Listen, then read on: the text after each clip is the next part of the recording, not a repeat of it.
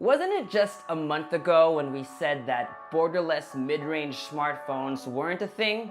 Well, now they are, and the selfie expert, OPPO, has their own challenger. This is our OPPO F5 Hands On.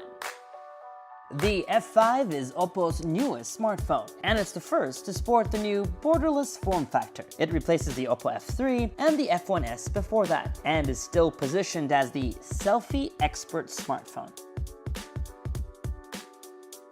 Compared to its predecessors, the F5 is roughly the same size, just slightly taller, but it manages to fit in a bigger display, 6 inches instead of 5.5. This new near borderless design gives it the now becoming standard 18:9 aspect ratio. Like many borderless phones of 2017, it's still not completely edge to edge. There's still space up top for the selfie camera and a small chin down below. The fingerprint sensor has been moved to the back of the phone with a pretty unconventional oval shape. On the left, volume rocker. On the right-hand side of the device, a power button, and a dual nano SIM card and micro SD card tray. On the bottom of the phone, there's a headphone jack, microphone, micro USB port, and speaker grills. The F5 comes less than 6 months after the launch of the OPPO F3, and we see this as a reaction to the industry moving in the direction of this new edge-to-edge form factor. The F5 shows that OPPO is ready to compete in this space. We would have loved to see them bring things like water resistance or USB-C to this price point. Overall,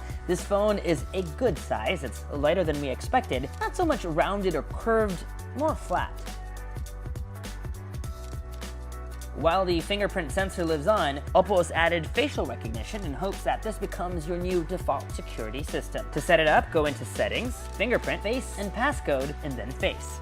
Unlock times are quick, it works even with minimal lighting, and if you try unlocking with your eyes closed, it still works. We have a feeling the fingerprint sensor might still be the more secure option, also the quicker one.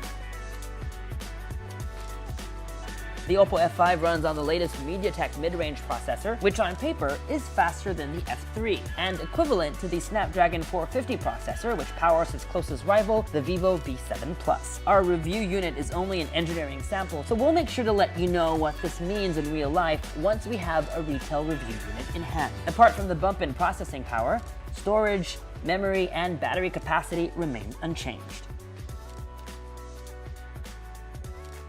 If it isn't obvious, the F5 is all about its new display, intended to give users a different kind of content consumption experience. The new aspect ratio is great when you're reading articles on your phone. It's perfect for multitasking, particularly running 2 apps in one window. If you like taking photos, the camera app has full screen mode, so the viewfinder takes up the whole display, which makes it easier to compose your shots.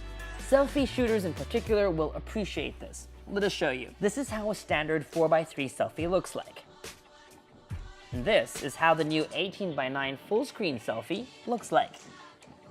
Snap, Instagram story ready.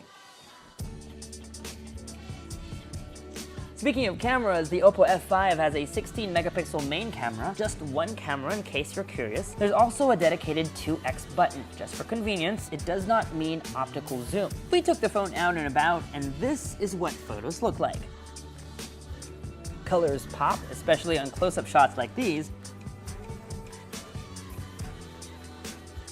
Although it doesn't bring out the blue and sky so much even on a beautiful day like this.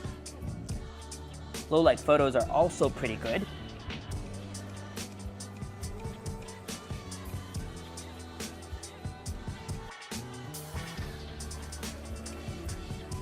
Of course, because this is supposed to be a selfie expert, the selfie camera is the star. But what sets the selfie camera of the F5 apart, according to OPPO, is AI. With this technology, face detection and portrait mode are supposed to be better. OPPO claims it helps you achieve that bokeh effect even without a second camera. Check out these selfies.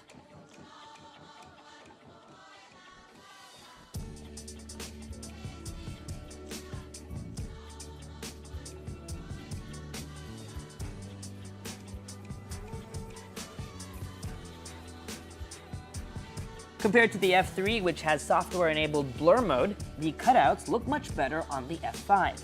Although like most phones that have portrait mode, when you're against a busy background, like trees for example, cutouts are still imperfect. And even when you feel like you don't need beauty mode, there's still an option to blur your background. I personally prefer this mode.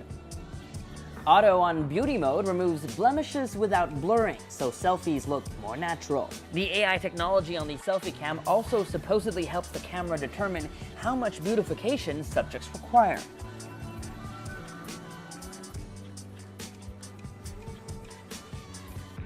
The OPPO F5 runs on Android 7.1.1 Nougat out of the box. Considering its launch date, it's a bit disappointing that it doesn't ship with Android Oreo just yet. My favorite feature is Night Shield, that allows you to adjust the phone's color temperature for more comfortable browsing. You can also invert the colors for nighttime reading. Split screen mode has been made easier. To turn it on, just tap on this toggle button, hold down the multitasking button, and select another app for split screen.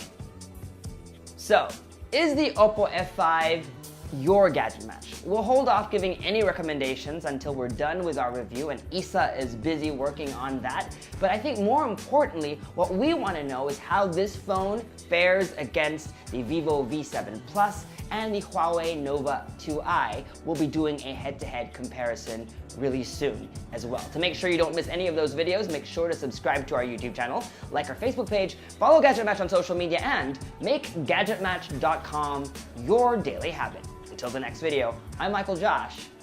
Thanks for dropping by.